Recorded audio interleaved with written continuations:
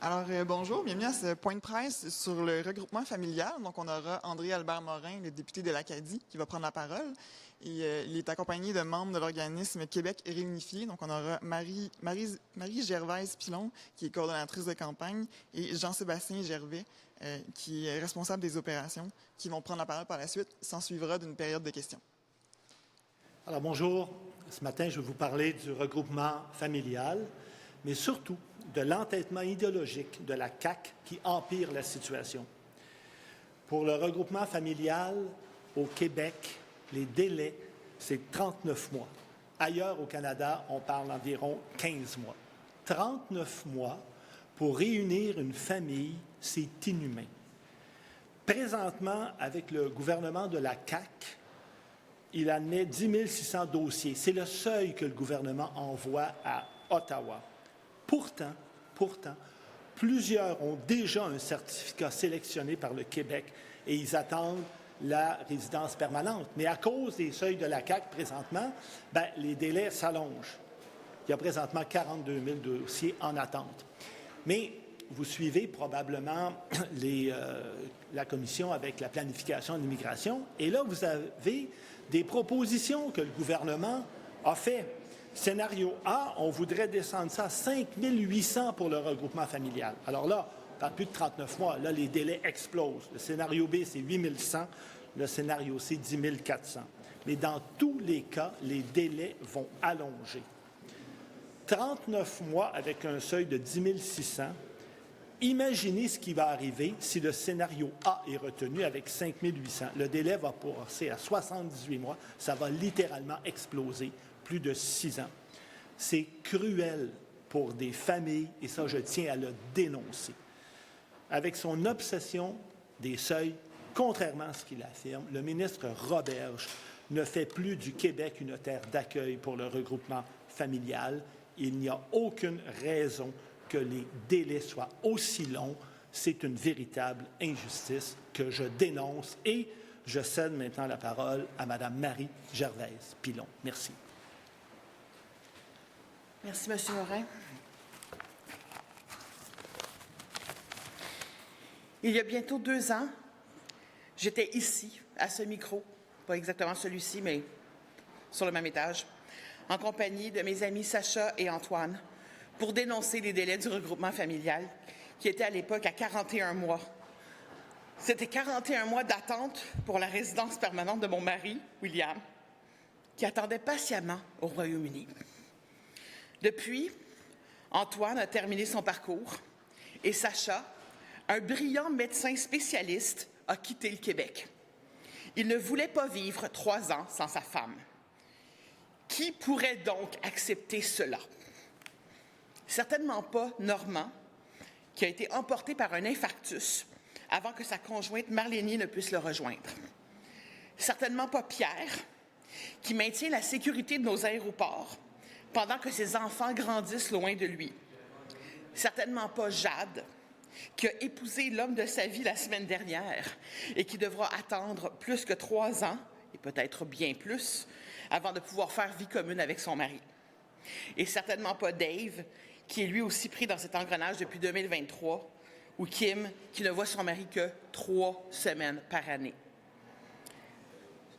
Je vous présente Jean-Sébastien Gervais, qui lui aussi n'a pas accepté d'attendre 3 ans et qui a dû faire des choix déchirants pour être avec son mari.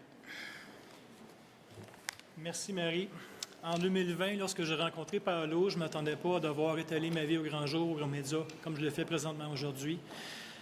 C'est une attente qui est quand même assez longue. En 2022, on avait initialement déposé un visa visiteur qui a duré 430 jours avant d'avoir une réponse négative à l'idée de pouvoir vivre ensemble quelques mois ici au Canada avant de se marier. Ça a malheureusement été refusé.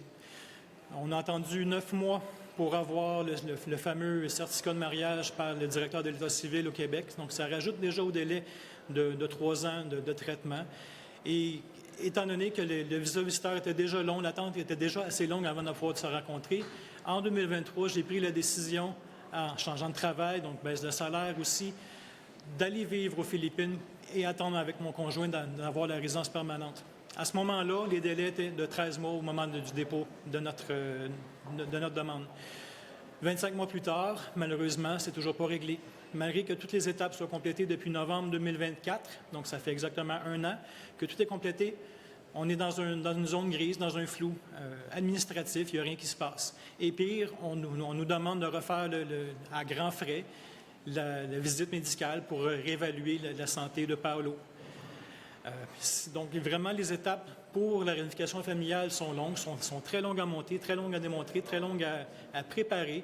C'est préparé avec un avocat et malgré tout, alors que c'était censé être 13 mois, 2 ans plus tard, les délais ont changé et on est quand même pénalisé de vouloir suivre l'immigration de façon légale. Donc, l'attente. Donc, émotionnellement, le fait de devoir quitter et retourner au pays pour des raisons professionnelles, c'est très difficile. C'est sûr que je me considère quand même privilégié par rapport aux autres personnes qui attendent, eux, de leur côté, ici au Québec, sans pouvoir se voir plus que peut-être 2-3 semaines par année lors des vacances annuelles, mais ce n'est pas le cas, malheureusement, de tout le monde. Économiquement aussi, c'est très difficile parce que j'ai dû maintenir, j'ai continué à payer mon loyer ici et vivre là-bas. Ça a été des dépenses additionnelles, des assurances, des pertes de salaire parce que j'avais aussi une charge de cours à l'université que j'ai dû me résigner pour pouvoir vivre à l'étranger. C'est des choix qui ont été faits, mais c'est des choix coûteux. Et comme je le mentionnais, lors de mon départ, je m'attendais à quitter temporairement que 12 à 13 mois pour pouvoir revenir ensemble, mais malheureusement, ça n'a pas été le cas. Donc, merci de votre attention. J'aimerais redonner la parole à Marie qui présentera les recommandations de Québec réunifié. Merci, Jean-Sébastien. Alors, selon IRCC, nous sommes plus de 30 000 couples en attente. Les Québécois ne vont pas, du jour au lendemain, parce que leur gouvernement instaure des délais prohibitifs, cesser de voyager et de tomber amoureux. Québec réunifié se veut la voix de ces couples et nous demandons au premier ministre et à son cabinet de nous respecter et surtout de respecter notre autonomie. Le Québec est une nation qui tient à l'égalité des genres. Il est inconcevable, dans une société libre et démocratique, que le gouvernement s'ingère ainsi dans la vie privée et familiale de ses électeurs et contribuables. Nous demandons donc à ce que notre droit à l'autonomie soit reconnu et respecté et à ce que nous soyons traités avec le même respect que nos concitoyens canadiens qui, eux, attendent autour d'1 an pour commencer leur vie commune au pays.